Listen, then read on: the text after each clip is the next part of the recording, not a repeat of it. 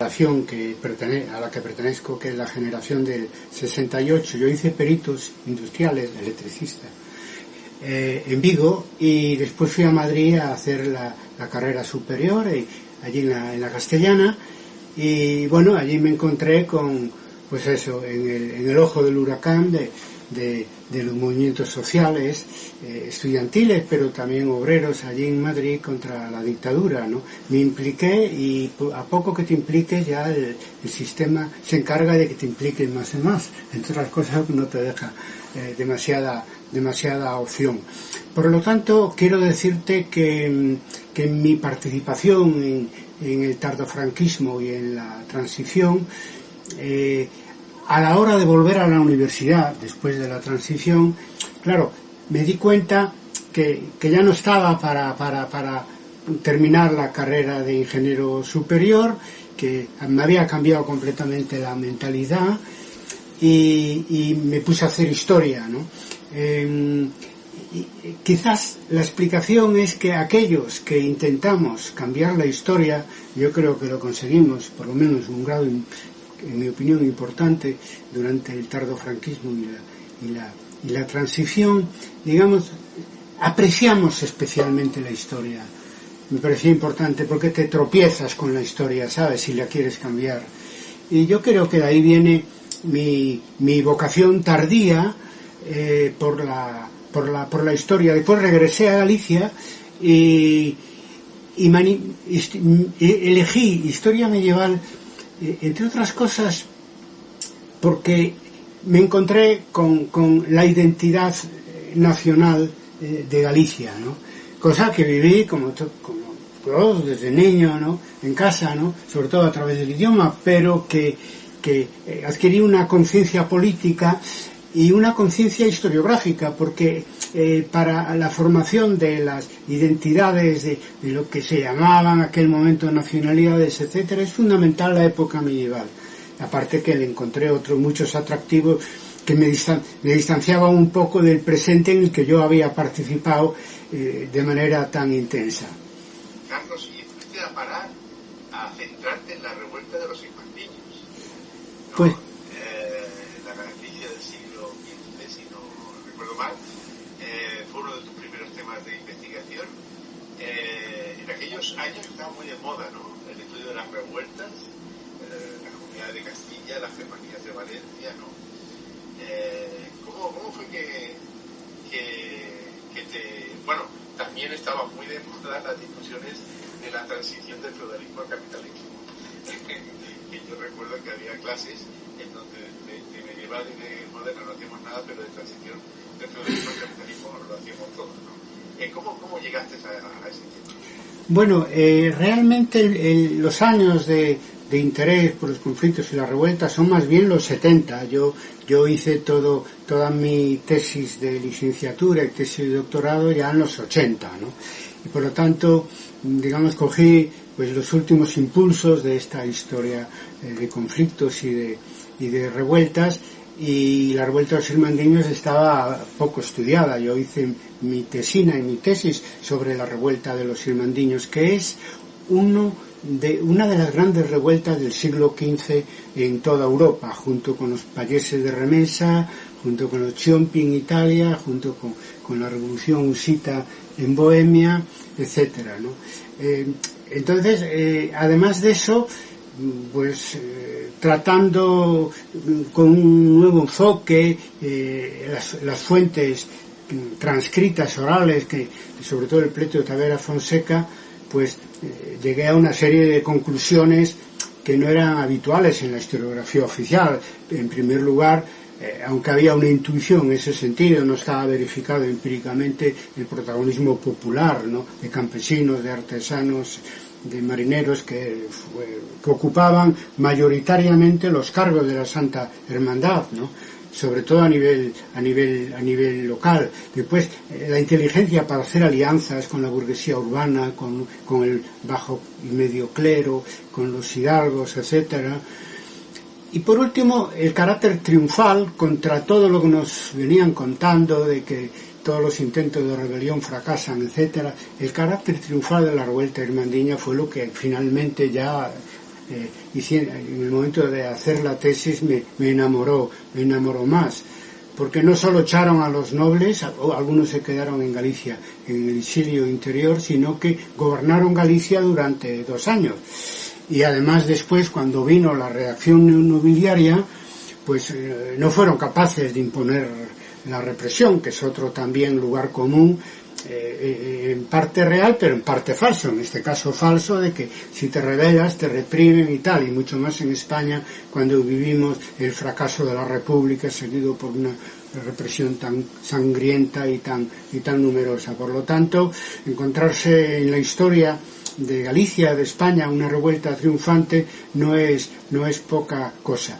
Y además, porque tú hablabas de la transición del feudalismo al capitalismo, pero me percaté que hay una transición que es tanto o más importante que pasa desapercibida y que no se valora por el economicismo del marxismo de la época, y es la transición del siglo XV al siglo XVI, de la Edad Moderna, de la Edad Media a la Edad Moderna. Es una transición muy importante de donde surge el Estado moderno, pero que tuvo también en algunos lugares una participación popular, que es el caso desde luego de Galicia y por supuesto de Cataluña, ¿no?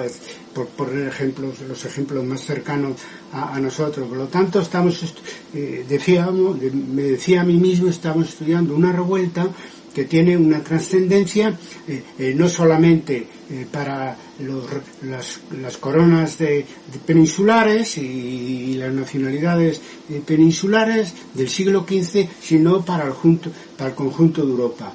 En Galicia los efectos duraron siglos, de una revuelta triunfante que en último extremo acabó dándole la propiedad de la tierra a los campesinos, eso ya en la época moderna y contemporánea. Pues, bueno, es el caso de una revolución triunfante que se cuentan pocas con las dedos de la mano. Y en 1993 nace Historia Debate. Fijaros, me gustaría saber cómo nace y cómo ha ido pasando, porque ha pasado de ser un seminario universitario a una cosa muy bombante, que es la Real Academia de... Perdón. Es que tengo un problemilla aquí con la azúcar. Repito la pregunta, ¿Cómo en 1993 nace Historia Debate? Mira, Historia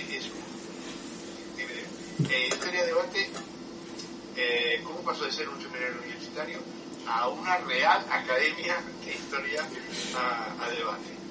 En fin, yo realmente empecé a hacer historiografía, que no historia después de la tesis, pero había introducido en mi investigación inicial sobre los irmandiños mucha metodología y mucha historiografía y entonces después empecé a reflexionar en función de mi propia práctica y empecé a trabajar en temas de historiografía con más profundidad y bueno, mis viajes por aquellos años, eso ya en los 90, frecuentes a la Escuela de Autoestudios de Ciencias Sociales en París, me pusieron en contacto con Annales y pues también a partir de las relaciones en Francia, también con la Pasan-Presen, la historiografía marxista inglesa y todo eso, y entonces les convencí para que organizáramos un gran congreso en Santiago de Compostela, y eso fue el primero, en el año 1993. De ahí yo saqué la conclusión, los puse un trabajo mío, La historia que viene, redactado un mes después, de que era necesario ir hacia un nuevo paradigma o consenso. Chicos, ¿me oís? ¿Sí? ¿Perdona? Disculpad que os interrumpa. El sonido está mal, ¿vale? Atendiendo a lo que me ha dicho Carlos, ¿vale? He ido a comprobar, ahora cuando hemos hecho el paro que te ha hecho este pitido, ¿vale? Y ahora lo acabo de ajustar para que esté todo perfecto. Sería muchísimo. Te lo digo. Si me das un segundito. Disculpa, Carlos. Sí, tranquilo. Te digo...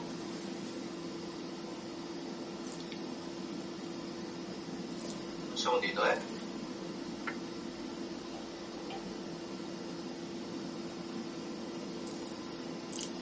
Vale. Desde las hermandades. Desde los irmandiños, o sea, Disculpa, los irmandiños, desde la revuelta de los irmandiños. Vale. Pues empiezo con esa pregunta, Carlos. Perdona, Carlos. O sea, para asegurarme para que hacemos de nuevo la pregunta de los irmandiños, ¿no? Exacto. Vale, de acuerdo. Vale. Un segundito que os aviso. Podéis hablar de mientras, pero no estoy grabando. Vale. Pues debía ser impresionante, ¿no? Estar en París con toda esa gente que marcaba el ritmo. Claro. De la historización, aquellos... Pero en aquel momento ya dejaba de hacerlo, ¿sabes? Esa es la conclusión a la que llegué. Bueno, está el técnico ahí peleando, Con el barco de bajada. Sí, había que ir en otra dirección. Por eso que Historia Debate pasó de ser un debate solo y a ser un laboratorio de nuevas propuestas. Eso es. Dale. Bueno, Carlos, y en el momento que llegas a Galicia te interesas por la revuelta de los irmandiños en el siglo XV, que es una de las muchas revueltas populares que se han estudiado en la península ibérica. ¿Por qué te interesas por esta revuelta popular en particular? Bueno, en parte tenía cierta inclinación, ¿no?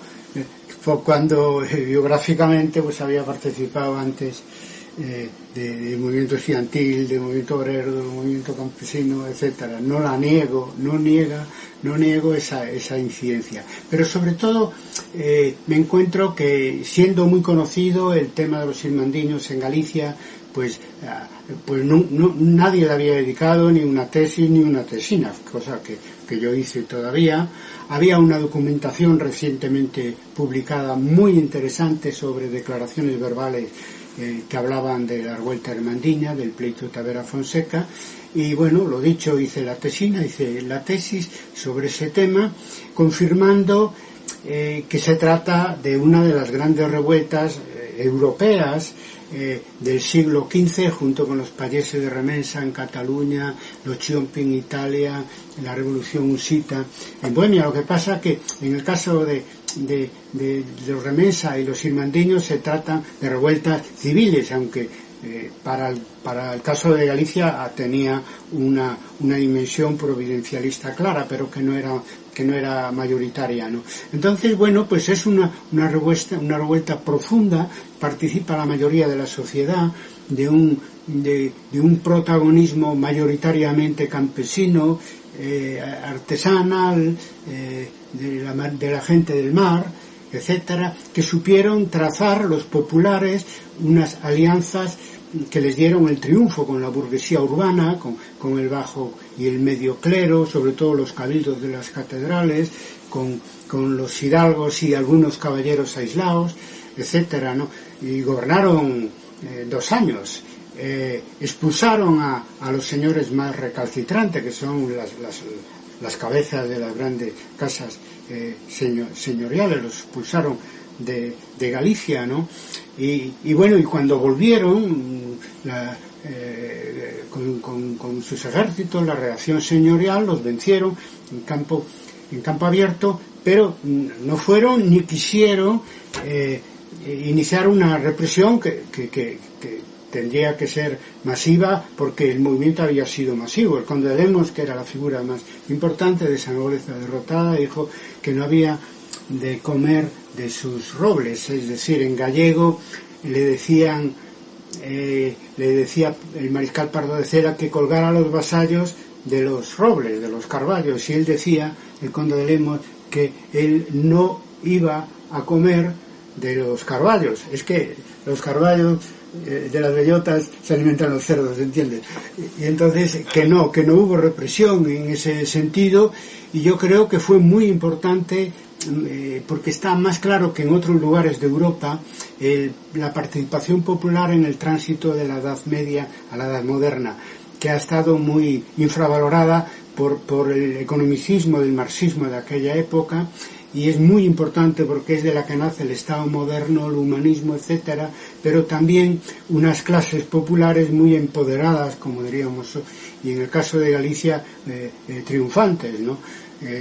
bueno, para nosotros que nos movíamos en España y que en la lucha contra la dictadura pues comprobamos la fortaleza que tenían los aparatos represivos, como decíamos en aquella época, pues que una revuelta pudiera triunfar, vamos, históricamente hablando, nos parecía, a mí me parecía muy importante, y a los que acogieron los resultados en la prensa, recuerdo Manuel Rivas, que dirigió un periódico así democrático en aquel momento, importante en ese momento, y decía, por fin una revuelta que no es diezmada por la represión, ¿no? Entonces yo creo que es muy importante esa transición, hay que rehabilitarla entre la época medieval a la época moderna, porque condiciona pues lo que vino después, es decir, el antiguo régimen y a su vez la época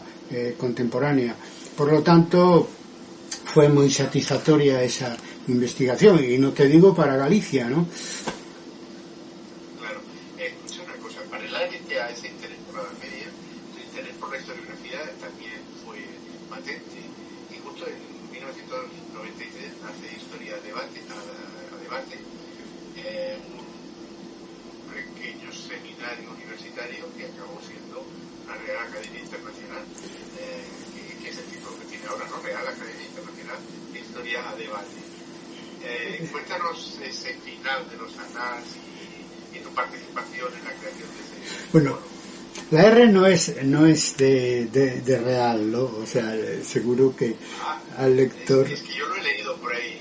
Es que Red Académica Internacional Historia de Debate. Claro. Era lo que nos faltaba, que nos coronaran, ¿no? Debe tener algo aquí. No, pero he leído, Real Academia. Pues alguien que se equivocó, pues no sé, tampoco me enfado, ¿no? Pero la realeza, no te olvides que es de origen divina, y nosotros surgimos de abajo. Entonces, decirte que en el año 93 yo aproveché que estuve esos años 90 visitando la Escuela de Alto Estudio de Ciencias Sociales en París, primero como becario y después ya como director de estudios, etcétera, y allí establecí relaciones, por lo tanto, con lo que eran los terceros de anales en aquel momento, y a través de ellos pues con la historiografía marxista inglesa y otros contactos que aprovechamos para realizar el primer congreso que se llamó así la Historia de Debate en Santiago de Compostela, para estudiar la situación de nuestra disciplina después de la caída del muro de Berlín, siempre teniendo muy claro que si cambia la historia, cambia la escritura de la historia. Y poníamos, digamos, incluso pusimos en el cartel de convocatoria del Congreso, pues eso, el muro de Berlín cayendo. Entonces, ahí un poco tuvo una importante presencia orgánica, anales, pasan present, etcétera. Y yo hicimos 3 congresos más, el segundo en el 99, el tercero en el año 2004 y el cuarto y último, de momento, en el año 2010. Tocaba este año 2011 el 5º congreso, pero la pandemia lo impidió. Veremos si lo podremos hacer o no el año que viene, porque los hacemos siempre coincidiendo con los años jacobeos, ¿no? En que se da pues eso, esa peregrinación a Santiago de Compostela, porque planteábamos en 1993 eso, nuestro congreso como una peregrinación de los historiadores del mundo para analizar el estado de nuestra disciplina. Decía que después del primer congreso, con todo ello, quedé claro que estamos ante un final de ciclo historiográfico y que Anales y el marxismo ya no iban a decir nada nuevo, y que tendríamos que buscar caminos nuevos para unas realidades políticas, sociales, culturales nuevas, que se iniciaban con la caída del muro de Berlín y han llegado hasta el paroxismo hoy en día, porque claro, en estas 2-3 décadas anteriores, pues ese momento de cambio, ese tránsito del siglo XX al siglo XXI se ha acentuado mucho más, con lo cual creo que estábamos muy acertados. Yo publiqué un trabajo en ese momento como conclusión del Congreso, La historia que viene, que en el año 2001 dio lugar a un manifiesto historiográfico firmado por 600, 700 historiadores de 40 o 50 universidades de todo el mundo. Por eso más que un grupo, yo diría que somos una red, porque a partir del año 99 aterrizamos en Internet y ahora ya el grueso de nuestra actividad se realiza en las diferentes redes sociales, aunque pretendíamos hacer un quinto, y ya dije, congreso presencial, mejor dicho, sería digital y presencial a la vez, este año, que no pudo ser por el COVID, pero será. Digamos, en la web se explica que Historia Debate es una red, es un foro, es un taller de experimentación y es un proyecto historiográfico, ¿no?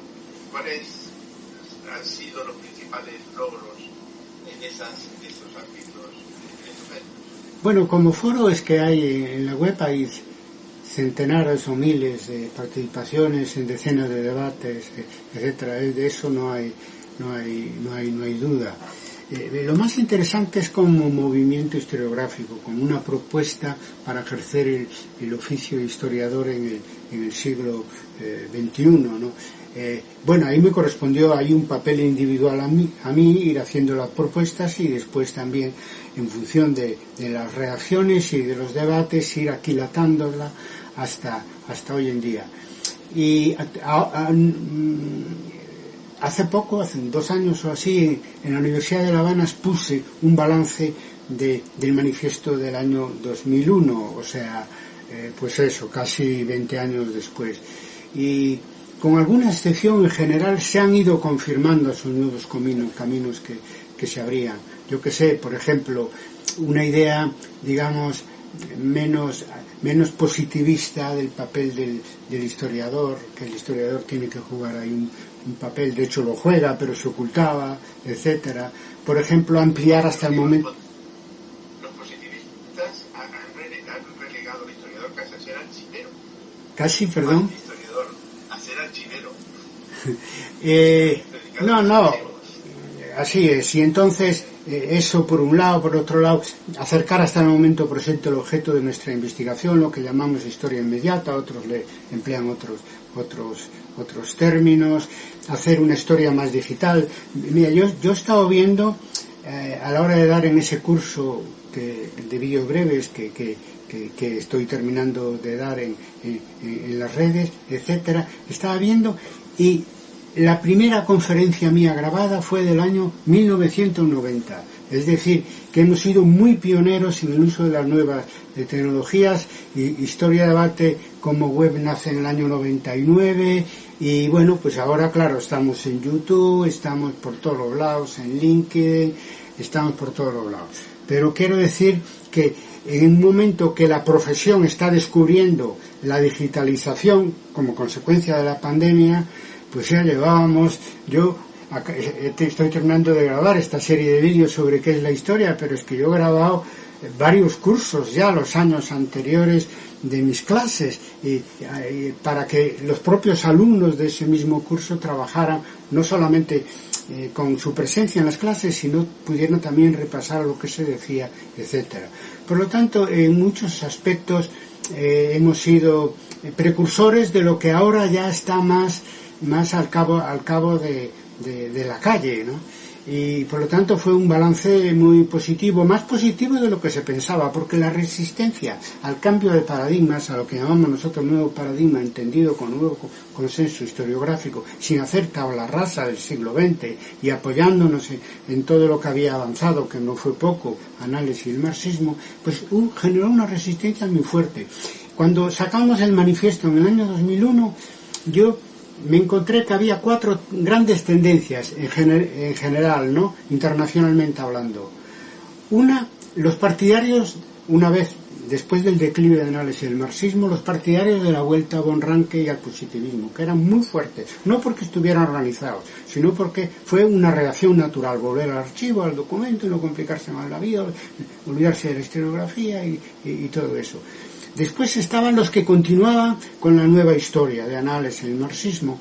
Después vinieron los posmodernos a convencernos, todo lo contrario que decían los positivistas, que la historia no era una ciencia y no debía debía abandonar toda pretensión de ciencia y era, decían ellos, una rama de la literatura. Y pues estábamos los que estábamos hablando del nuevo paradigma, no solo historia de debate, sino también otros, porque solemos recoger iniciativas que van en esa línea de adaptación de la disciplina al siglo XXI en nuestra plataforma de propuestas. Pero nadie en ningún otro lugar del mundo ha hecho lo que hemos hecho nosotros, articular esas propuestas como un programa historiográfico que en buena medida se está cumpliendo, pero tampoco te creas que es mayoritario del todo. Lo que pasa es que el positivismo está a la defensiva, el postmodernismo ha fracasado, es residual, nunca tuvo mucha influencia en el ámbito latino, pero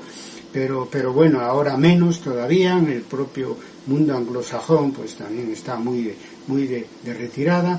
Por lo tanto, hay una esperanza historiográfica de, como decíamos al finalizar en el manifiesto, para una nueva primavera para la historia. En eso estamos, todavía estamos batallando en eso. Yo creo que hay una dominancia en el utilitarismo, en el ver las ciencias como ciencias entre comillas útiles, solo aquellas que tienen una plasmación industrial o digamos capitalista, y dejar a la literatura, la sociología, la historia, la geografía como artísticas, como en el clásico, digamos. Decir, así es. En ese contexto, Carlos, ¿cómo, digamos, se ha producido cierta burocratización de la investigación? Es decir, esta lucha de los contratados en la universidad por presentar papers al precio que sea para que cuenten sus currículos. A mí me da la sensación de que se produce mucha basurilla intelectual por esa necesidad de que si no tienen creaciones no son puntuados, ¿no? Entonces, claro, yo creo que tan malo es no investigar como investigar de cualquier manera, ¿no? Pues mira, eso es el sistema académico, los jóvenes que comienzan se les dice lo que tienen que hacer si quieren prosperar y sobre todo si quieren asegurar un puesto académico, un puesto de trabajo, que es, como comprenderás, fundamental. Entonces el currículum se cuenta por acumulación de ítems, ¿no? Se cuenta a peso, no cuenta la calidad, y eso dificulta la creatividad y la renovación. Por eso que yo creo que, independientemente de que a veces los usos académicos te obligan y estás dentro de la academia, etc., independientemente de eso, el historiador de vocación, concretamente dentro de la universidad, no debe perder de vista nunca que nuestro objeto es crear conocimiento histórico nuevo. Porque cuando lo hace pierde su identidad, y hay mucha pérdida en ese sentido, ¿no? Creo que la generación a la que yo pertenezco, biológicamente, porque como llegué tarde a la academia, historiográficamente, académicamente no tanto, ha demostrado cómo con la renovación de los años 60 y 70, cómo se puede hacer historia académica renovando y comprometiéndote con la sociedad que te rodea. Y esto nosotros creemos que es indispensable que las generaciones jóvenes de historiadores lo asuman también para el contexto actual, que son los comienzos del siglo XXI. Es uno de los objetivos de Historia de Debate. Hay un punto en el manifiesto que le llamamos relevo generacional, donde con mucha pena constatamos que nos encontramos jóvenes que comienzan y que no pasan del uso de documento y que no tienen preocupación ninguna, ya no digo externa, sino incluso interna, sobre la metodología, la historiografía y todo eso. Eso está cambiando, pero muy lentamente, y eso coarta el futuro de la historia como disciplina académica, porque son las nuevas generaciones, por otro lado, muy golpeadas por la precariedad y la falta de puestos, claro que. Entonces, bueno, es que claro, la historiografía marxista despreciaba un poco el academicismo, ¿no? Lo cierto es que muchos de los historiadores marxistas más famosos fueron historiadores al margen, ¿no?, de la universidad. bueno, en la actualidad nosotros estamos entrevistando a mucha gente que está haciendo historia fuera de la universidad, ¿vale? Es decir, sobre todo en la divulgación histórica. Y parece que hay una dificultad tremenda en enganchar una cosa de la que luego hablaremos en la estudio sobre el futuro de la educación en la historia, es el cómo enganchar lo de fuera de la universidad con lo de la enseñanza secundaria. Al final, no sé si algunas facultades se van a quedar solas haciendo cosas cuando la verdadera ciencia va a quedar fuera. No, eso es un cambio que fuerte en las comunidades de historiadores, es decir, que en la enseñanza media y en otras profesiones se está investigando mucho y la falta de puestos para jóvenes en los cuadros universitarios facilita eso, pero pasa, por ejemplo, en la memoria histórica, la mayoría de los trabajos de investigación, sobre todo represión y colaboración con las asociaciones y todo eso, lo llevan profesores de instituto, ¿no? Como todos sabemos, ¿no? Y después, pero incluso en mi campo, en historia medieval, por ejemplo, pues formamos jóvenes, leen las tesis doctorales, buscan trabajo por otras vías y siguen investigando, etcétera. Es decir, que ha habido esto que tú dices, un cambio muy profundo de la profesión de historiador. La universidad no tiene capacidad de absorber todos los buenos investigadores que forma y que genera y que siguen investigando al margen de la universidad. Siempre hubo algo de eso, pero nunca tanto como hoy.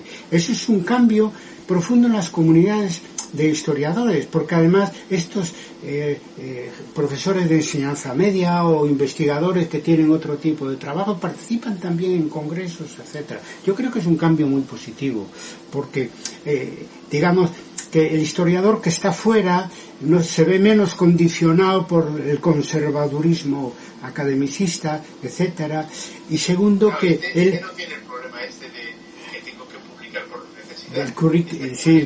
El currículum, sí, exacto, y después además nos permite hacer historia en contacto con la sociedad, porque la universidad, que es un invento maravilloso, comprendes, dedicar investigadores y profesores a todas esas disciplinas, saberes y fines, es un ejemplo maravilloso, pero también endogámico, como sabemos, aísla bastante de la sociedad, a pesar de que a veces los propios gestores, etcétera, pues hacen un esfuerzo, pero es muy difícil porque es toda una tradición endogámica que tiene la universidad, y si una parte de esa investigación que es tan rigurosa y tan avanzada como la que se puede dar dentro se da fuera de la universidad, eso facilita o debería facilitar nuestra relación, la relación de la profesión de historiador con el mundo que nos rodea. No olvidemos que no lo digo solo como un deseo o porque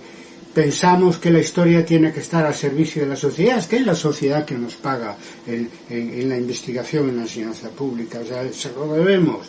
Y a veces no cumplimos con este deber porque miramos para nuestro propio ombligo, escribimos para los propios colegas, ¿no? Entonces hay que escribir con rigor, pero para todo el mundo. Entonces creo que ese es un cambio importante junto con la digitalización de la historia, ¿no? Porque eso también nos acerca a la mayoría social y le da voz a muchos historiadores que o están en la universidad en un lugar secundario, porque la universidad funciona según criterios de antigüedad, estatus, etcétera, o bien porque simplemente están fuera de la universidad. Yo, cualquiera que tenga algo que decir, lo publica en Academia Edu, y todo, cualquiera que quiera proponer algo, debatir algo, pues tiene foros por doquier para hacerlo, es gratis y existe un público deseando escuchar cosas nuevas. Entonces son cambios que se están dando. Uno de ellos que pasa desapercibido es lo que tú dices, es decir, el hecho que la desacademización de la historia relativa, porque cuando hablo yo de que investigan fuera de la universidad, no debemos olvidar que los formamos nosotros en la universidad. O sea, son historiadores formados o de otras disciplinas en la universidad que siguen investigando. Por lo tanto, es parte de la comunidad académica de de historiadores. Eso lo hemos detectado ya hace tiempo en Historia Debate y está en las conclusiones me parece que del tercer congreso, como un hecho rechamante, porque claro, date cuenta que nosotros nos enteramos fácilmente, porque al convocar un congreso ves un poco la relación de todos los que quieren presentar ponencias, de todos los que se inscriben. Un congreso, quiero decir, de estas características, ¿no? Con un número muy elevado de ponentes y una participación, pues eso, en 3 sesiones paralelas durante una semana. Carlos, vamos a hacer un paréntesis, porque quería hablar de un libro que tú has publicado no hace mucho tiempo. Lo digo porque la situación actual española, con la potencia que tiene el tema nacionalista, ha generado muchas discusiones, ¿no? Y tú has publicado un libro que se llama La base material de la nación, el concepto de nación de Marx y Engels. Y claro, supongo que recurrimos a la vieja pregunta entre los ámbitos marxistas de ¿se puede ser marxista y nacionalista? ¿O solo puede ser una de las dos cosas? ¿Contesto ahora o...? Sí. Sí.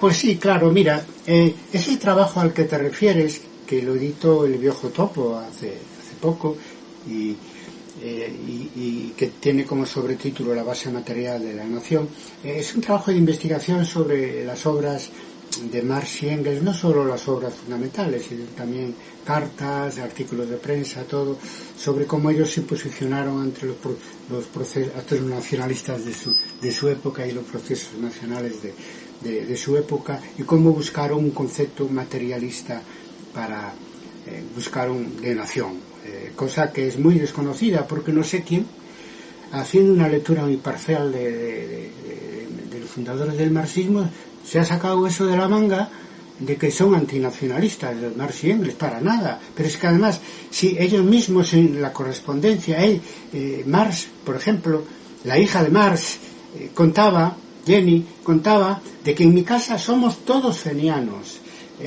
y porque Marx tomó una postura muy beligerante en 2 casos, Irlanda y Polonia, y en ambos casos en favor de los nacionalistas respectivos, en el caso feniano en Irlanda, y de los nacionalistas polacos. Decía incluso que el proletariado, como el lenguaje de aquellos años, que el proletariado internacional, el proletariado como clase, en el caso irlandés y en el caso polaco, tiene que poner delante de sus reivindicaciones de clase las reivindicaciones nacionales, porque no habrá liberación social mientras no se liberen desde el punto de vista nacional Polonia e Irlanda. Fijaros vosotros, está escrito por ellos mismos, no se puede ocultar.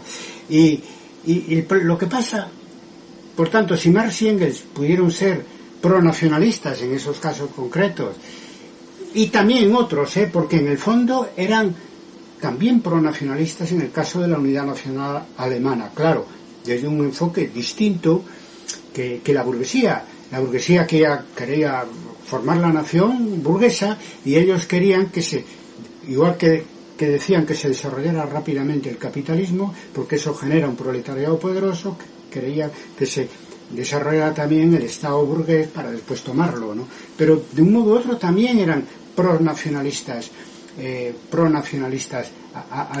alemanes. Entonces, ¿cómo llegamos a este extremo de que esa pregunta esté al cabo de la calle? Si se puede ser de izquierda nacionalista. Hay que decir que está al cabo de la calle en Cataluña. Es que en Cataluña ese debate está envenenado completamente.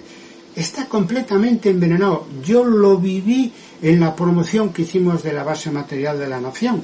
Está envenenado, donde vi que el debate tan turbio y tan polarizado que existe en Cataluña, pues dificultaba la comprensión de lo que yo quería decir, y es, aprovechando las obras de Marx, de Engels y de Borojov, de que la nación, como todo fenómeno social, tiene una base material, no solo idealista, y el plantear la nación como un hecho subjetivista radical, como un hecho generado por la conciencia, por la tradición política, es lo que impide ver lo que es realmente los hechos nacionales, y sobre todo para un historiador entender cómo pueden las identidades nacionales perdurar a lo largo de los siglos, ¿no? Por ejemplo, yo en el caso de Galicia, a diferencia de País Vasco y Cataluña, siempre la identidad nacional fue popular y nunca tuvo hasta el siglo XIX apoyos de élites y menos políticos ni nada, y sin embargo sobrevivió siglos desde la formación de la nacionalidad gallega en la plena Edad Media pues hasta hoy en día. Eso obviamente el nacionalismo es mucho más reciente, es del siglo XIX. No confundir nacionalismo con nación.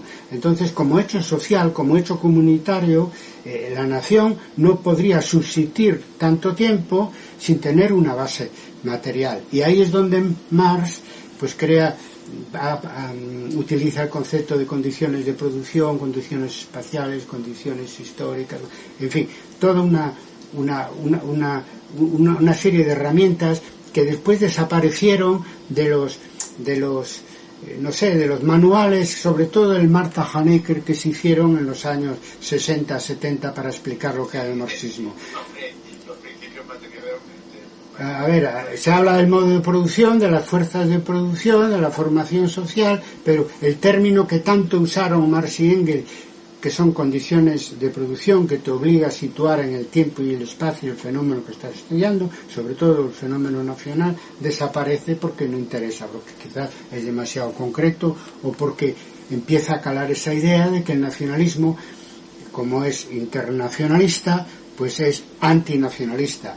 Marx indicaba que la clase obrera, para hacer la revolución mundial, primero tiene que tener la hegemonía en su propio país, y decía, tiene que convertirse en clase nacional. ¿Cómo pudimos olvidar todo eso? Yo deciros que cuando hice esa investigación y escribí la primera versión en los años 80 del libro en gallego, pues realmente mi inquietud era solamente pues de aprendiz de historiador en aquel momento, ¿no? Es decir, de cómo es que la nacionalidad gallega ha podido subsistir X siglos, sin apoyo superestructural ninguno, en un ámbito exclusivamente popular, etcétera. Entonces tiene que haber una base material, y encontré esa explicación, esa intuición mía se confirmó leyendo todo esto, todas esas publicaciones menores y mayores, pero también menores,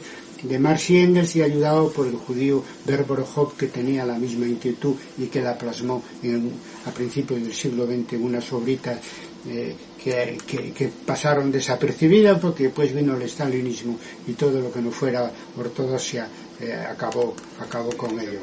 Bueno, en gran medida todo ese problema nacionalista que tenemos ahora es porque yo creo que en la actualidad estamos haciendo una cosa que se ha hecho durante toda la historia valga la redundancia, que es utilizar los hechos históricos para justificar el presente, ¿no? Es decir, si soy nacionalista quiero justificar que el principio es nacionalista para justificar mi posición actual, y si soy antinacionalista quiero utilizar a Marx para ver cómo está reñido. Entonces esto es una práctica que yo creo que hace mucho en la actualidad y que, claro, desvirtúa científicamente mucho la historia, porque evidentemente cualquier cosa que se haga desde el presente al pasado tiene una huella del presente, pero una cosa es una huella y otra cosa es una manipulación que yo creo que se está pasando. Acabas también hace un tiempo de publicar sobre el nuevo paradigma de la historia, y hablas ahí de eso que hemos estado hablando, de la gran relación que tiene que haber entre la enseñanza secundaria y la enseñanza universitaria, y me hace muchas gracias cuando entras en el tema de las competencias, porque las competencias, yo creo que, o la enseñanza por competencias, es una de esas cosas que yo creo que se venden como objetivas cuando se está haciendo una utilización muy subjetiva de ellas. Es decir, dicen que dentro de las competencias no hay competencias de ningún estado, historiográficas ni filosóficas, como si las competencias para vivir no se necesita la filosofía, ya no por no decir la historia, ¿no? Bueno, sí, yo publiqué un trabajo que se titulaba Propuestas para un nuevo paradigma educativo de la historia. Por cierto, una investigación mía que partió de de la participación en aquel encuentro, en la Taula, en Barcelona, en el que nos conocimos. Y ahí hice un trabajo normalmente me dedico a estudiar las tendencias historiográficas, ¿no?, entre otras cosas, pero encontré que había que, para entender los paradigmas de la didáctica, había que hacer un trabajo de buscar las tendencias pedagógicas, didácticas, que influyeron en la enseñanza de nuestra disciplina, ¿no? Y el motivo de ponerme a hacer historiografía didáctica, digamos, es que me extrañó mucho que una cosa tan impuesta como la educación en competencias, impuestas a partir de la OECD y de los gobiernos nacionales en los diferentes países occidentales, impuesta en mayor o menor grado, y aquí en las universidades europeas el Plan Bolonia, ¿no? Y me preguntaba cómo puede ser que los colegas de didáctica de la historia no fueran críticos o más críticos con la educación de competencias, ¿no?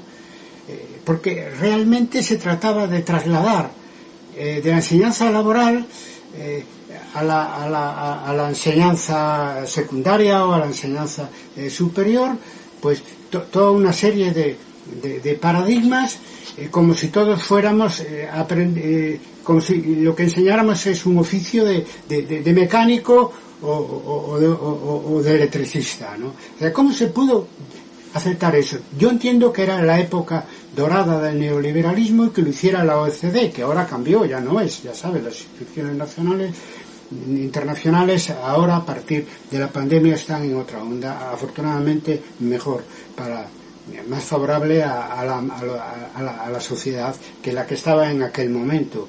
Y entonces empecé a buscar de dónde salía eso, vi que había,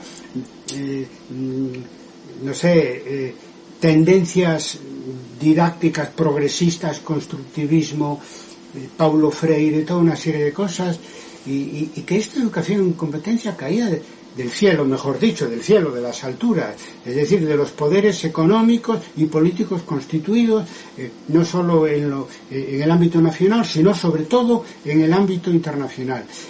Y la conclusión a la que llegué es doble, ¿no?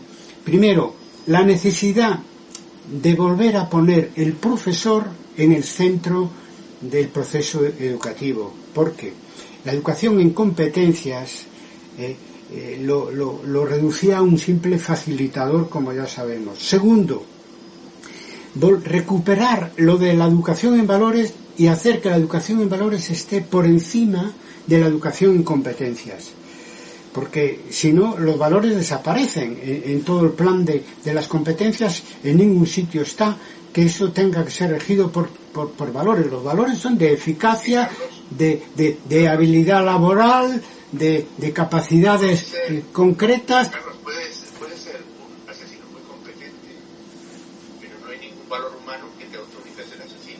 Bueno, pues entonces lo que decías, volver a poner en el centro al historiador como transmisor de valores y de conocimiento, sin abandonar esa idea del aprender a aprender, porque las dos cosas hay que hacerlas a la vez. Segundo, poner la educación en valores por delante de la educación en competencias. Y en tercer lugar, asumir una idea que surgió en la Comisión Tuning, cuando se trató de adaptar aquí a la enseñanza de la historia, todo esto de la educación en competencias, de que el profesor enseñe habilidades historiográficas con el uso de fuentes, que era una vuelta que le dieron los colegas allí, muy inteligente. Es decir, es necesario enseñar habilidades y herramientas para el manejo, pues que sea para el manejo en este caso, de las fuentes. Pero quizá lo más importante es eso, sin tirar, con el agua sucia, digamos, el niño por el agujero de la bañera, aprovechar reformulando la educación en competencias, pero poner la educación en valores por encima de la educación de competencias a la hora de enseñar. Y el hecho del aprendizaje colectivo no debe reducir al historiador a alguien que tiene la boca callada para que los alumnos hablen, sino que los alumnos deben hablar, pero el profesor debe también hablar, porque tiene la responsabilidad de enseñar y de transmitir no solamente conocimiento, sino también valores. Si no, no hay futuro para la enseñanza de la historia. Y no hay futuro para la enseñanza si no se enseñan valores. No se trata de una asignatura para la formación de ciudadanía, ¿no? Se trata de saber de cómo se ubica el profesor, en este caso el profesor de historia, en un siglo donde vivimos todas estas tensiones terribles, y donde a los niños, y después ya en la universidad a los adultos, hay que enseñarles cómo guiarse ante este mundo que tiene su parte tenebrosa y su parte peligrosa, y eso no puede ir separado de una formación profesional, que además en ciencias humanas y ciencias sociales tiene que tener esta dimensión de valores. Si no, como ya tú decías, es que ya no sabemos ni a dónde vamos, ni para qué sirve nuestra profesión, concretamente para qué sirve la historia. Bueno, pues Carlos, con esto damos por terminado mi parte de la entrevista. Ahora cortamos y Junior te explica su parte. ¿Estás ahí, Junior? ¿Nos oyes? No te oímos ahí. ¿Me oís ahora? Sí. Vale. Perdón. Falta luz. Muy bien. Falta luz. Hágase la luz. Uy. Ahí. Vamos a acoplar ahí. Ahora. Epa. Vale. A ver, te explico un poquito cómo lo tengo yo planteado, ¿vale? Mi parte es bastante menos académica, ¿vale? Y básicamente a mí me gusta intentar despertar el interés en la historia de gente que no tiene por qué tener interés en la historia, ¿vale? Entonces, yo lo tengo planteado como una serie de preguntas un poco genéricas, pero que básicamente, para que te hagas una idea, hoy en día un joven que tiene un trabajo precario de repartidor en la nueva economía uberizada, te lo estoy diciendo, luego te lo pregunto grabando, eso solo para avanzarte, que tiene unos ídolos de barro cuyo ejemplo moral es irse a Andorra a evadir impuestos o pagar menos impuestos, dice que no tiene ningún interés en la historia. ¿Por qué le tendría que importar la historia? ¿Vale?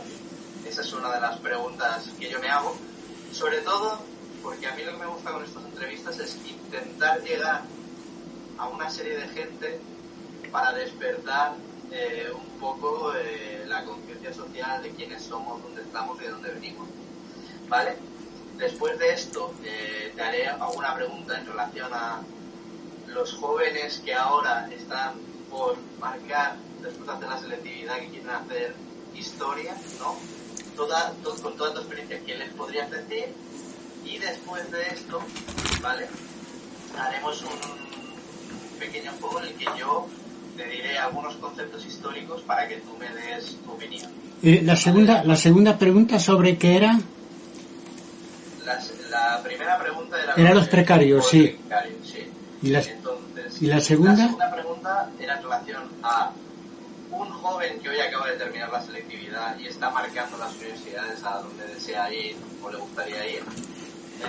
¿Qué le dirías a ese joven que va a empezar la carrera de historia? O, es más, ese joven que está dudando si marcar la carrera de historia, ¿vale? Porque yo esto lo pregunto porque creo que a veces se hace poca promoción de estas cosas, ¿no? En relación a todo lo que hablabais, de que claro, la educación con competencias, la educación en plan Bolonia, que no me acuerdo porque lo viví y lo combatí bastante fuertemente. Vale, esa es la segunda pregunta. Entonces, después de ahí, yo te diré una serie de conceptos históricos, ¿vale? Para que tú libremente me digas qué se te pasa por la cabeza a hablar del positivismo, a hablar de algunas que te daré tiempo, es que lo tengo aquí apuntado. 4 o 5 conceptos que si ves que quieres quitar alguna cosa nos lo dices. Y al final de ahí ya pasaremos al minuto de oro, con la pregunta de qué es la historia para ti, y como ya habéis visto dentro del canal exactamente para qué sirve la historia. La pregunta es menos academicista. Yo en vez de qué es la historia, siempre trato de preguntar ¿para qué sirve la historia en el mundo real? Que es una pregunta que la gente de a pie se hace mucho, ¿no? Y finalmente, aparte, cuando termina una entrevista, estamos haciendo una recompilación final para luego montar un vídeo aparte, con todas las respuestas de los invitados, que es, en tu campo concreto, que es la historiografía, si pudieras recomendar una obra para alguien que no es especialista ni es historiador y quiere introducirse, ¿qué obra, qué libro o cualquier otro formato que hoy en día lo sabes, recomendarías para acercarse a esa pasión, ¿no?, de la historiografía? Eso es un poco lo que te voy a preguntar. Espero que te parezca bien. Estupendo, me parece bien. Junior, tienes que subir. Dime. Tienes que subir un poco. Voy. Parece que es un poco oscuro, ¿eh? ¿Así? Ahora. Vale. Ahora. Perfecto. Un segundito.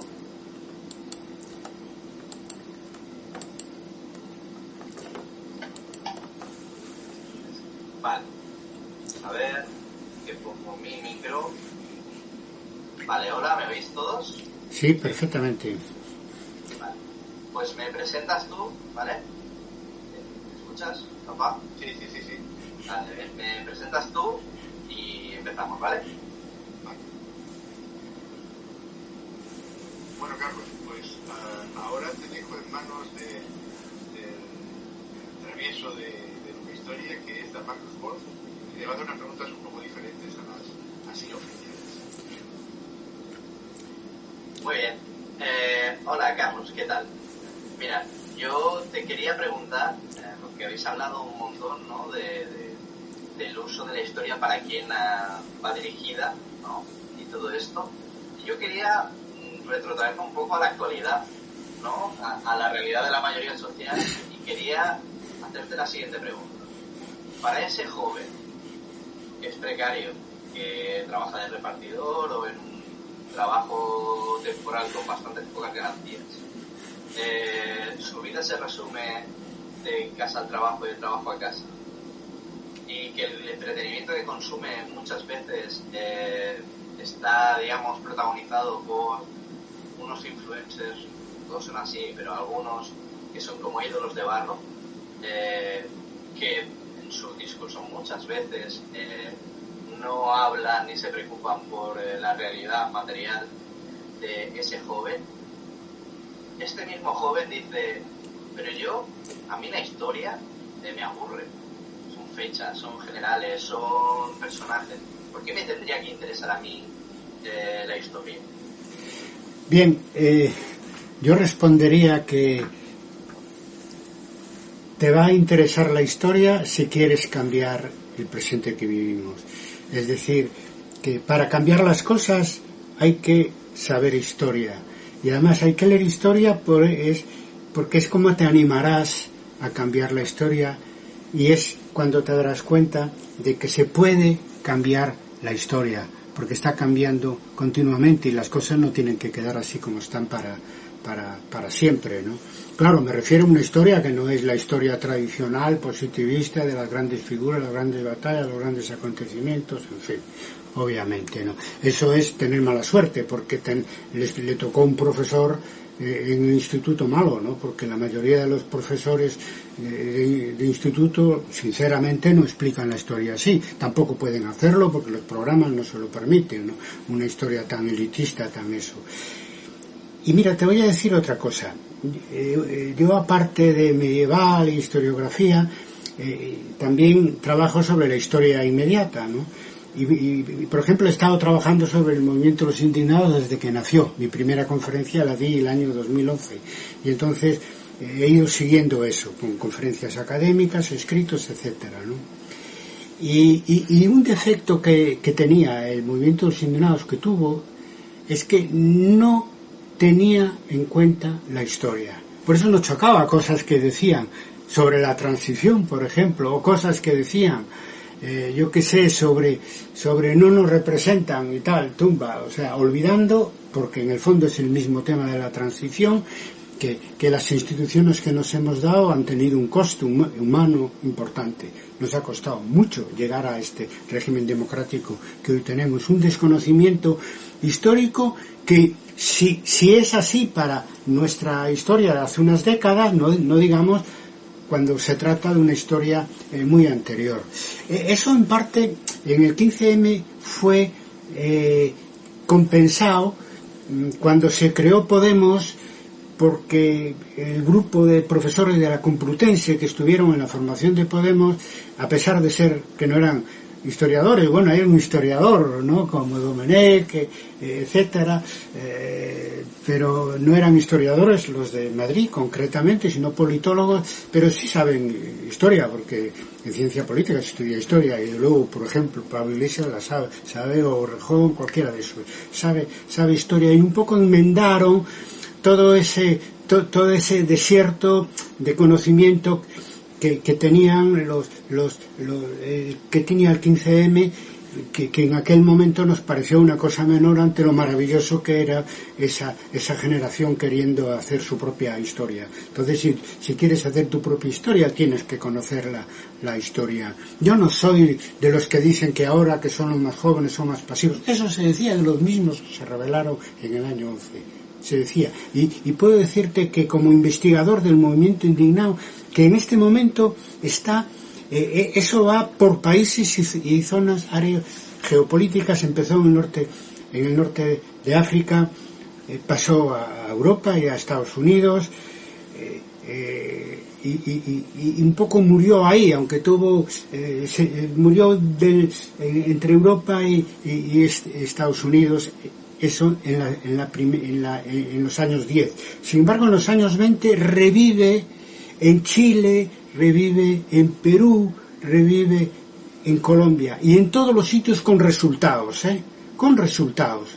Aquí es muy evidente, porque era imprevisto que un partido surgido de un movimiento social como Podemos pudiera llegar no solo al Parlamento, sino que hasta el propio gobierno, pero en otros sitios. Yo en Portugal, que por cercanía lo sigo también, el movimiento fue fortísimo, y explica los gobiernos de izquierda que ha habido desde los años últimos, sin duda alguna.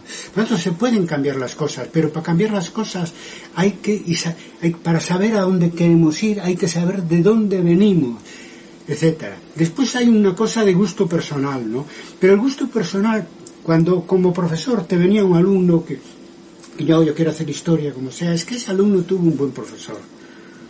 ¿Entiendes? O sea, generalmente los buenos profesores en secundaria generan vocaciones.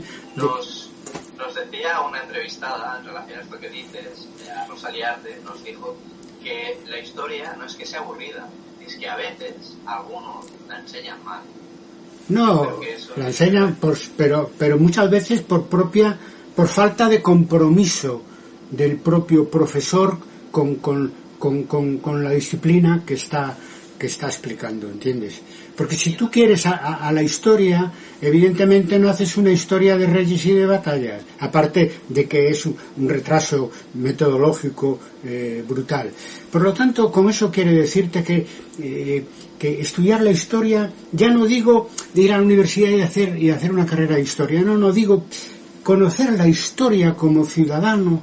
Cuando tienes muchos problemas es cuando te puede ser más útil, porque entonces conoces el secreto, y el secreto es que la historia se puede cambiar, pero para eso hay que conocerla y no dar patadas de ciego, no dar palos de ciego. Hay que saber dónde se da y por qué se da, y para eso hay que saber de dónde vienen las cosas.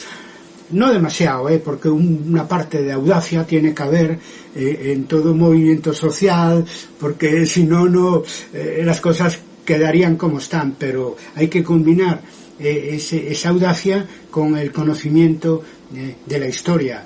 Y tenemos aquí una rica historia escrita y toda una playa de profesores que pertenecen a mi generación, ahora ya jubilados, una mayoría, pero que han hecho un muy buen trabajo. Y ellos son los que nos han enviado, los profesores de secundaria, los alumnos que tenemos todavía en la Facultad de Geografía e Historia. Bien, la siguiente pregunta es, para aquellos estudiantes que acaben la selectividad y estén a punto de decidir en qué se intentan matricular y estén dudando en si hacer historia o no, sí, ¿qué les dirías a estos estudiantes? Bueno, el estudiante de hoy tiene tanta perspectiva de futuro como los que fueron indignados en el año 2011. O sea, que tienen los mismos motivos que hablábamos de los precarios, y ellos lo saben. Por lo tanto, en ese sentido, pues entran en la universidad porque saben que teniendo un título universitario van a encontrar más facilidades, pero que las cosas en general para las generaciones millennial siguen estando duras. Por lo tanto, lo que dije en relación con los precarios vale para esto. Pero además yo quería añadir algo. Bueno, primero el gusto personal.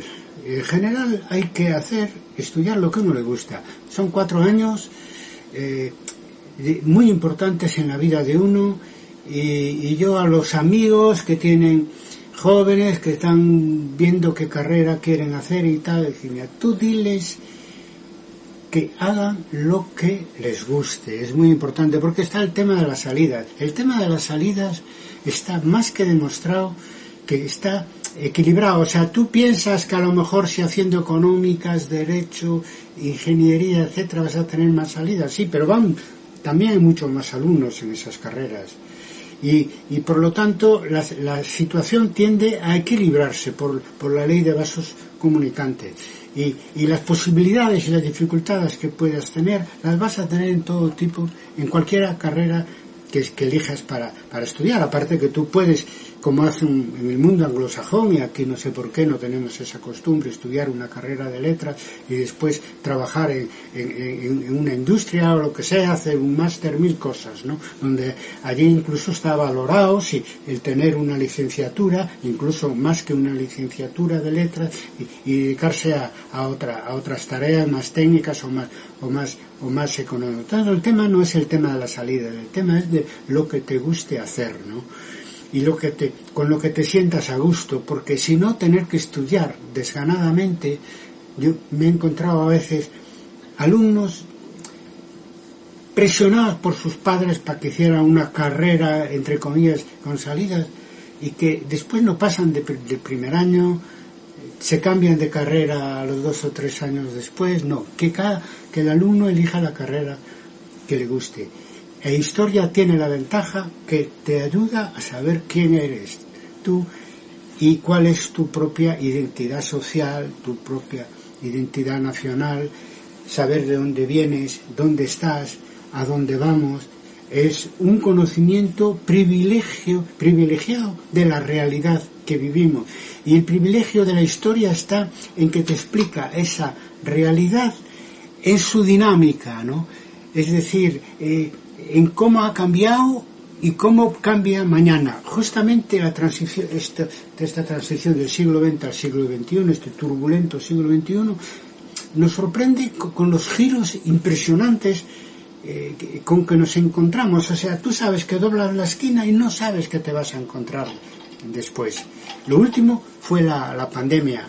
O en Estados Unidos, que no es el centro de aquel imperio que fue, ¿no? Ya no hay eso, pero es un país importante, y pasamos de un Trump ultramontano, ultraderechista, y con todos los defectos que puedas encontrarle desde el punto de vista de los valores cívicos, y ahora pasamos a un Biden que está aplicando muchos programas de la izquierda y dejando en evidencia a la Comisión Europea y a la socialdemocracia europea. Por ejemplo, en el tema de la reforma fiscal, que aquí en España no hay todavía, ni siquiera en el gobierno de coalición está claramente aceptado, etcétera, y sin embargo Biden acaba de conseguir que en el G7 que el 15% vaya para una tasa del 15% a las multinacionales, y parece ser que el G20 va en la misma dirección. Hombre, por favor, el 15%. Eso era la reivindicación del movimiento altermundista, primero que se llamó antiglobalización altermundista, asumida también por el movimiento de los indignados, sobre todo en Estados Unidos, cuando decía el 1% gobierna el mundo, etcétera. Entonces eso es la reforma fiscal progresiva que un sector del gobierno no quiere. en España, por favor, ¿las cosas cambian o no cambian? Claro que cambian. ¿Y qué es lo que nos da el sentido del cambio, la intuición del cambio, el conocimiento de la historia? Todo puede ser diferente en el futuro porque todo ha ido cambiando, a veces muy rápido y a veces lentamente a lo largo de la historia. Por lo tanto, es acceder a un conocimiento privilegiado, claro, siempre y cuando hagas una historia o estudies una historia o te enseñen otra historia o leas una historia donde no solo entran 4 figuras de las élites, ¿no?, sino entran la mayoría de la sociedad, y no solo se hable de economía y de política, sino que se hable también de mentalidades y de los problemas de la gente en las diferentes épocas históricas. Eso, afortunadamente, lo estamos reivindicando porque algunos lo quieren olvidar, pero ya lo aprendimos con la Escuela de Análisis y la historiografía marxista del siglo pasado. Por lo tanto, sí que es bonito hacer historia, porque te permite moverte por este mundo, decía antes, donde no sabemos de dónde venimos y a dónde vamos, y ni siquiera a dónde nos quieren llevar, porque los que normalmente controlan el mundo tampoco ahora lo están controlando demasiado, porque no pueden, claro. Y muy interesante todo esto que dices. Y ahora, si te parece, pasamos a una sección de la entrevista un poquito más dinámica, en la que yo te voy lanzando conceptos y tú brevemente me dices qué te parece, ¿vale? Adelante. Un poco más distendido, pero creo que estará bien. Primer concepto, el positivismo. El positivismo es la cosificación de la historia. Segundo concepto, el fin de la historia. Fue el mayor fallo filosófico que se dio en este siglo y en el siglo pasado. Vale. Tercer concepto, la base material de la nación. La base material de la nación es convencernos que las naciones no han caído del cielo, sino que las hemos construido desde la sociedad, desde abajo. Bien. Siguiente concepto, la Escuela de los Anales. La Escuela de los Anales fue la corriente historiográfica más renovadora del siglo XX, cercana al marxismo y sumamente brillante en sus conclusiones. Duró lo que duró, pero fue mucho, entre 1929 y el año 1989, por lo tanto 60 años, que para una escuela, en este caso de pensamiento historiográfico, es mucho tiempo. Vale, y último concepto, ¿sí? La historia total. La historia total es un concepto idealista, bien intencionado por parte del marxismo y de la Escuela de Anales, pero que fracasó estrepitosamente. Nosotros hoy nos planteamos más bien hacer modestamente aproximaciones globales, porque, como es sabido, no se puede saber todo de todo. Muy bien. Y ahora, si te parece, pasamos al minuto de oro, al minuto final, en el que te damos libertad para que en un par de minutos nos expliques, así una pregunta fácil, ¿para qué sirve la historia en la vida real? Y Marc Bloch decía que la historia sirve para vivir mejor.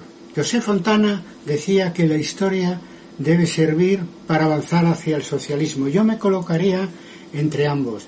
Diría que la historia debe servir en este confuso y peligroso, pero también esperanzador siglo XXI, para ayudar a los ciudadanos a discernir entre los buenos y los malos futuros que nos esperan, ¿no? Porque puede suceder lo peor y puede suceder lo mejor.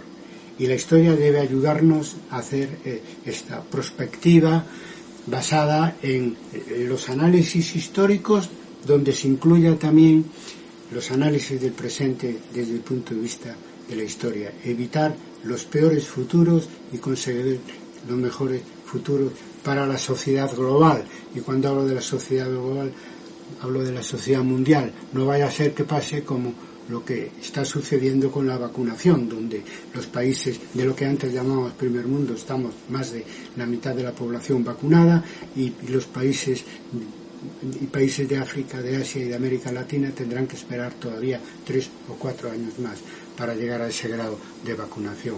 Mucho por hacer, y la historia nos tiene que ayudar para construir ese mundo feliz para todos. Vale, muy bien. Ahora hacemos la última parte, que es esa parte, que es lo que te he dicho, de una obra para que alguien que no es de nuestro mundo se acerque a nuestro mundo. Sí. Bien, yo dudo entre dos. Un segundito. Bueno. Dudo entre dos. Te lo dejo de decir. Dudo entre dos obras, ¿no? Yo decía que vivimos de las rentas que dejaron las vanguardias historiográficas del siglo XX, ¿no? Que también tenemos que afrontar autocríticamente, pero que han dicho cosas interesantes. Y yo recomendaría Introducción a la historia de Marc Bloch por el lado de Anales, y que es la historia de E.H. Carr por el lado marxista. Son dos obritas pequeñas, pensadas para la divulgación, y los problemas que tratan son eternos para el oficio de historiador, y básicos además para, a la hora de plantearse ser historiador, empezar por las mejores referencias de nuestro pasado historiográfico cercano.